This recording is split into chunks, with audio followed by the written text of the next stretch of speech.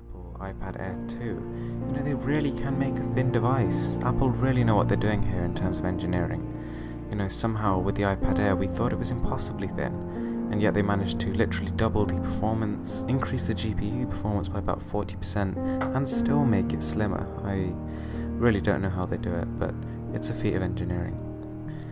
Now in the next iPhone, I don't want to see a higher resolution display. I don't want to see, lots of gimmicky new features. I don't want to see enhanced fingerprint sensor control and that kind of thing.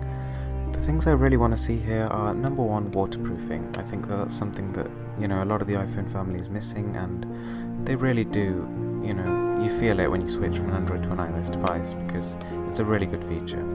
I think that the camera lens really needs to actually take a step up in terms of size. There's only so far that many megapixels can go before they start to become limited by the size and quality of the sensor.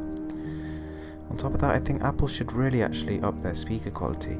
Considering the iPhone and the iPod sort of line is basically their trademark and their whole flagship music listening device line, I think that they should really pay more attention to how music sounds. I think that they should build in a real top-notch equalizer, probably a digital amp as well to improve the sound quality to its optimal level.